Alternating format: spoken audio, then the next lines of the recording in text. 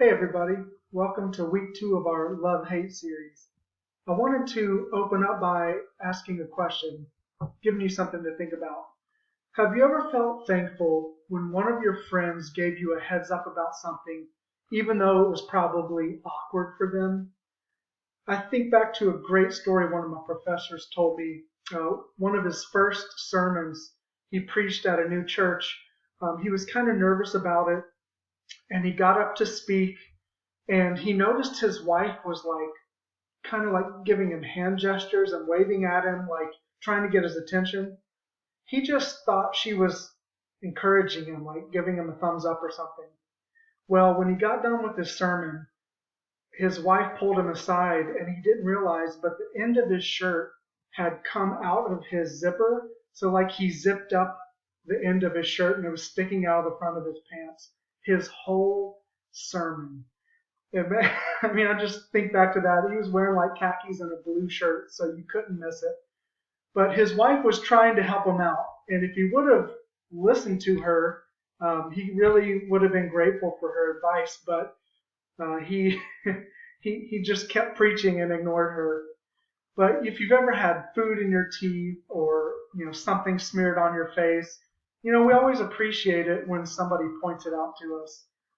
Even though it may be a little awkward for a little bit, we in the end appreciate it. But have you ever stopped and thought about, what it's like when you really should say something to someone, but you don't know how to say it? Something that really matters. Like if your friend's in a relationship that you know is not good for them. How do you tell them? Do you tell them? Or someone's making decisions that aren't great and we know it's going to cost them. Or somebody's getting into trouble and we don't want to see them go down that road. How do we speak up then? These are difficult things to know how to handle. And a lot of times, if we're honest with ourselves, we avoid those difficult conversations, don't we? But why is it that we avoid those things? How do we go about saying it? We know we should, but yet we avoid. I think there are some reasons we know we should say something, but yet we avoid going to a friend. I think we're afraid it'll ruin a friendship or make somebody mad at us, and we don't want that to happen. I think we don't speak up because we're doing what they are doing or have done those same things, made those same mistakes in the past. And so we feel like we don't have a right to say it. Sometimes we don't think the other person will listen, so we just say, what's the use? Or we just don't know what to say or how to say it. And so a lot of times we just say nothing. Now, some of you out there are thinking, hey, I've got no problem saying anything to anybody. And you don't really hold back when you see somebody else has got a problem or doing something dumb. Well, the problem is if you tend to do that often, you begin to become a person who a lot of people start to tune out. So we don't really want to take that approach either. But we've all been in this situation. We all know what it's like when we feel like there's something we need to say and we just don't know how or when or what we should say. But what if we could learn a way to approach difficult conversations?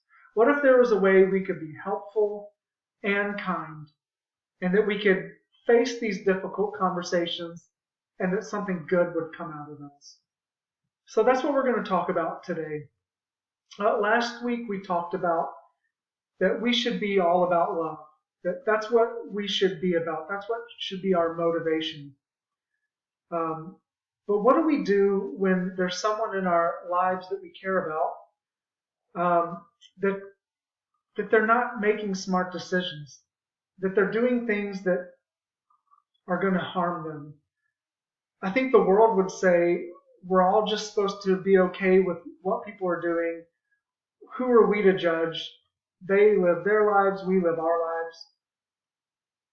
Well, it's easy to say, but when we stop and think about it, I don't think that's loving. I don't think it's loving to watch a friend make decisions that are really, really going to harm them or their future or someone else and just do nothing about it. Is that loving? I would say it's the opposite. I would say it's not loving to let a friend just crash and burn. And so we're going to look at a writing of Paul, a letter that he wrote to the church in Galatia.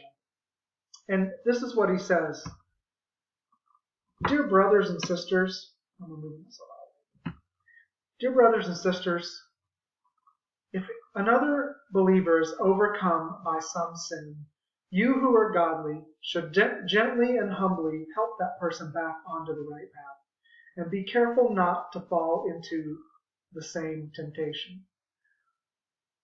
So what Paul's saying here is, we're not really called just to point out when we see someone doing something wrong. We're actually called as followers of Jesus in love to help someone get back on track.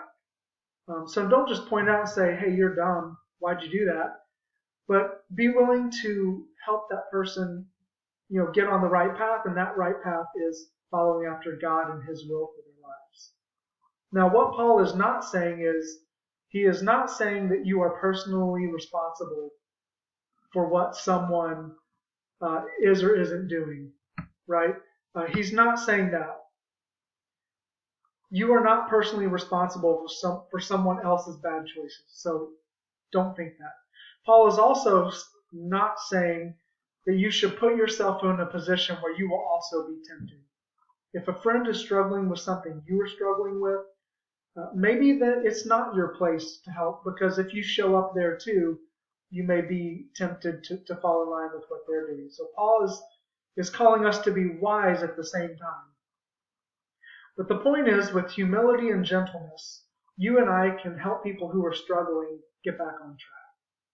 He goes on to say this: share each other's burdens, and in this way, obey the law of Christ. So how do we help people get back on track? We help carry one another's burdens. So this is a cool image to help think about this concept of carrying one another's burdens. If you've ever been at the gym, sometimes people will work out and they need a spotter. The job of that spotter is to make sure you're safe. Usually if you're lifting heavy weight or you're trying to lift weights to the point where you do the most you can and you're afraid you might not be able to complete the last rep, you'll ask somebody to help spot you. And their whole job is to pay attention. And if they see you struggling, if you notice, he just has his fingers on the bar. He doesn't just rip it off of him, but he just nudges him till he can get that weight all the way up. So back to our first concept, the point of this spotter isn't just to watch and say, nope, I don't think you're going to get that one, and just watch that person drop the weight on their chest or their neck or something. No, if they see someone struggling, they help carry the burden. That's the same concept here. And also, that spotter, they're not really a good spotter when they're bashing the person. Like, hey, man, you couldn't get that last weight, you wimp. And as they watch them crash and burn and slam the weight on their face. No, you don't want to be a jerk. You want to be encouraging. So when we see someone struggling, carry their burdens. When we see someone struggling, be kind, be gentle, be humble, be encouraging so that they can be built up and continue on their journey with the Lord. So, back to this idea of having these hard conversations. Avoiding them, seeing them but doing nothing for a person that needs help, just like that would be a bad spotter. Avoiding those conversations, I would say that's not loving. Or enjoying watching someone struggle, pointing out their flaws, coming to them just to make yourself feel better because you didn't do what they did, right? That's not loving either. So we need to stop and think, when we see someone struggling, when we know that the loving thing to do is to help them, we need to think the question, am I showing love in how I'm treating this person right now? So that's nice to say, but I won't move too far ahead. Please forgive me there. So what is this supposed to look like? Let's begin to talk about, okay, so am I being loving? So what does that look like? Well, this is where I want to get for our lesson today is let love be your filter. Let love be your filter. You've all been on social media probably, and you understand what a filter is, right? It causes things to look differently. How you're seeing them now, they look differently. And that's really what I believe we're called to be as followers of Jesus. We're called to let love be the filter so that now we view people differently than maybe the world views people. The way we talk to people, treat people, we see them through God's eyes and not just our own eyes or how the world would view somebody who makes a mistake. So how do we apply this? Well, first, let love be the filter for your involvement. When you see a friend, you see them struggling, stop and think, what's the most loving thing that I can do? And if that means you need to maybe step in and try to help, maybe that gives you, the indication that, okay, God's calling me to step in here. But this is kind of tricky. You don't ever want to seem arrogant or seem like, you have all the answers and they don't, or, I'm, so much further along in my Christian journey than you are, or something like that. So we want to be careful. But I think it's a good idea to ask your small group leader, your youth pastor, your parents, a trusted adult, somebody, just ask them, hey, I noticed, my friend is struggling and I feel like they need some help. And I want to go about this the right way. What do you think? And sometimes you can get some really good advice maybe you hadn't thought of before. So if you realize, okay, I need to step in because it's not loving to let this person continue to go down this path of destruction. So if you decided that, the next step is to let love be the filter for your words.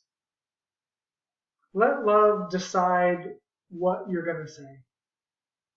And ask yourself, how would I want someone to speak to me? And what would I want someone to say to me if I was going through this? When we filter our words through love, it helps us more clearly choose the words we're going to say.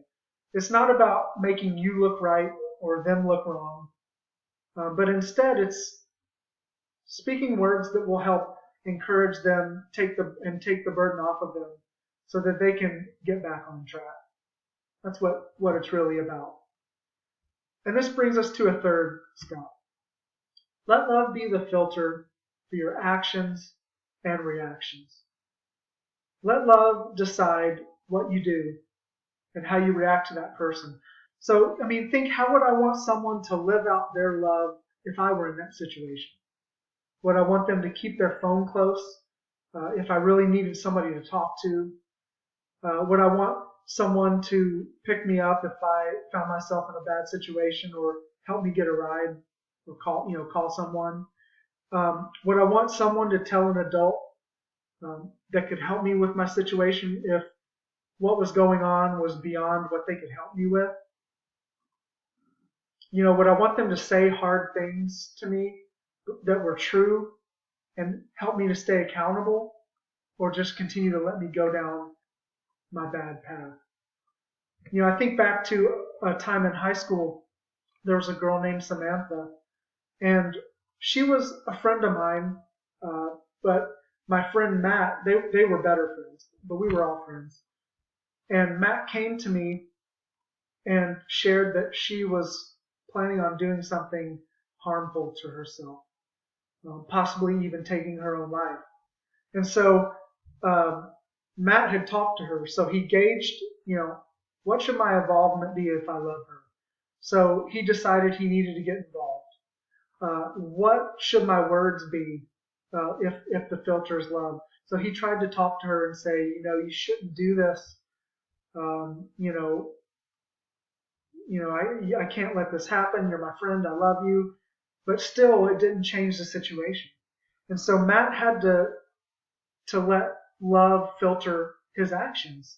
And so his first step was to come to me. I was 2 years older, so I think he kind of looked up to me, and he came to me for advice.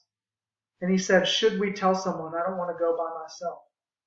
And so we decided in that moment that we needed to go talk to a school counselor. And so we did. We did. And we went to the counselor, and she said, if you tell me the name of this student, I have to do something. I can't just, talk to her. We need to take it seriously. And Matt and I both decided that it was the right thing to do. And so we told the school counselor, and I remember later that day we heard Samantha, her name called on the intercom to come to the office, and we were like, oh man, this is real. And let me tell you, she was mad at us. Her initial reaction was, why did you do that? I trusted you. And so it made us almost wonder if we did the wrong thing. So that can happen, just understand. But we also chose in that moment for love to be the filter of our reaction. And we said, we're sorry, we love you, we're just trying to help. We tried to remain loving. And a couple weeks later, she came back to us and told us, thank you. I was thinking about doing something that I would have regretted, and you guys really showed you cared about me. So these steps really are true, and they really do work.